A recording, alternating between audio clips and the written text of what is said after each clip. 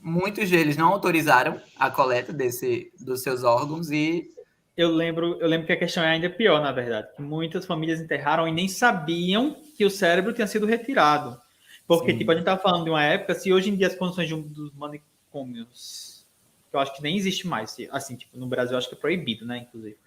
Mas, tipo, nessa época, essas casas onde as pessoas que tinham transtornos mentais ficavam, eram totalmente abandonadas, tipo, seguiam as regras que queriam, faziam o que queriam com essas pessoas, porque as famílias, em geral, só queriam se livrar daquele problema, né? Então, colocava a pessoa lá da família, que tem esse transtorno mental, e tchau, esquecia. Só ficava pagando lá assim, e nunca mais voltava a visitar aquela pessoa.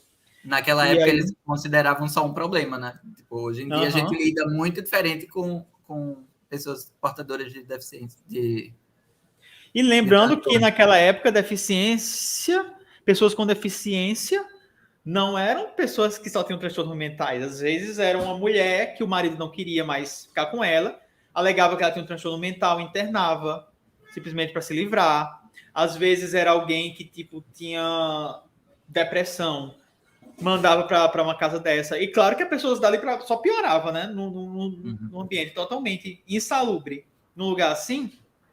E aí tem dois grandes porém, né? Muitos desses cérebros mostram indícios de que grande parte foram submetidos à lobotomia, né? Que era o processo que hoje em dia a gente sabe que não ajuda em nada, isso que é muito invasivo e tudo mais.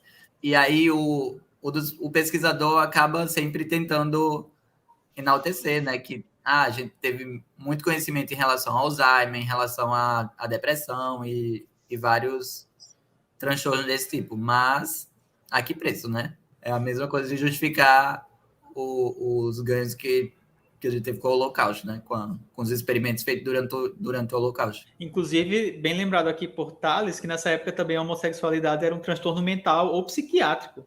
É que, tipo, ele fala que é triste porque a maioria dos cérebros dá para ver que eles foram lobotomizados, que era um tratamento muito comum antigamente para tudo, não tinha essa distinção do que era para tudo, assim, que servia para ele, na cabeça deles, né?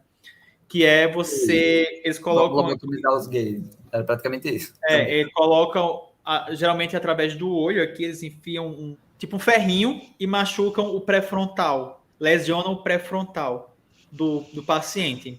E isso, em geral, tornava as pessoas mais tranquilas.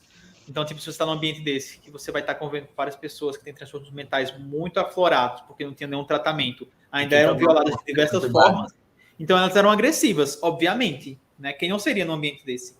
E aí eles lobotomizavam e as pessoas ficavam mais tranquilas, ficavam sem responder a muitas ações. E uma coisa que se descobriu depois é que, inclusive, descobriu que a lobotomia, inclusive, foi por isso que foi um dos motivos de pararem de fazer, na verdade, porque tipo, já teve vários casos de pessoas que eram lobotomizadas, a família levava para um local desse, né, por ter algum desses transtornos, ou às vezes não tinha nenhum, mas era lobotomizada, ficava tranquila, podia voltar para casa. E aí fazia, tipo, cometia os crimes do nada, assim, tipo, estamos aqui tomando café, não gostei do que você falou, pegava a faca assim e matava outra pessoa, sabe? Simplesmente porque descobriu-se depois que é justamente essa região do pré-frontal que controla as emoções. Então, se essa pessoa não tem nenhuma emoção, não tem ali o discernimento do que é certo e o que é errado, então, tipo, pra ela tanto faz o que ela tá fazendo ali. Ela quer matar você, ela vai lá e mata, sabe? Não tem esse filtro. Na série Dahmer, que é lá do canibal assassino, né? Ele lobotomiza um cara. E é bizarro, assim. Foi um caso que realmente aconteceu. É uma das piores cenas. É bizarro, a pessoa fica em pé, anda, mas é sem resposta. Nossa, imagina, né? Lesionar o seu cérebro. O cara fez uma pergunta aqui, que é justamente, eu acho que continua nessa reportagem do que Neto está trazendo. E como eles justificam ainda manterem esses cérebros? Não tem comitê de ética no primeiro mundo? Boa. Ele fala, sabe, de justificar manter esses cérebros porque eles já foram tirados, né? É uma coisa que já aconteceu. Tem muito estudo que pode sair daí ainda, porque cérebros estão muito bem conservados e tem um histórico, assim, de uma época que não é boa, mas é uma época que já aconteceu, já foi tirado. Eles não têm mais como nem contatar todas as famílias, porque, tipo, alguns não têm essa identificação, que, tipo, foi numa época que eles só tiravam, manda o corpo para casa e deixa o cérebro aqui. Não tem esse controle. Então, tipo, durante muitos governos, essa foi uma questão levantada. Tipo, a gente vai fazer o quê, gente? A gente vai incinerar tudo? A gente vai... Ou vai manter? E isso foi sendo empurrado, até que recentemente eles decidiram que, tipo, tá, foi totalmente antiético na época, não poderia ter acontecido, foi um crime, mas já aconteceu, e talvez seja ainda pior a gente desperdiçar todos esses cérebros e simplesmente incinerar, sabe? Porque, tipo, vai ser meio que um crime que sequer trouxe algo relevante no futuro. Então é meio que por aí que eles vão, assim, de manter ainda esses cérebros para estudo. Mas agora já assim, tem o pensamento de que, tipo, tá completamente errado, nada justifica o que fizeram, mas já fez. Mas assim, né? E é aquela coisa, né? Eles têm consciência total, tanto que isso ia ser muito polêmico nesse nível, principalmente por isso eles manteram em tanto tempo em sigilo, né? Tentaram. E o Dr. Tales trouxe aqui uma informação muito importante, que no Brasil é possível a doação de órgãos pelos familiares para pesquisa científica, bem como pessoas sem identificação, só é preciso ter autorização, né?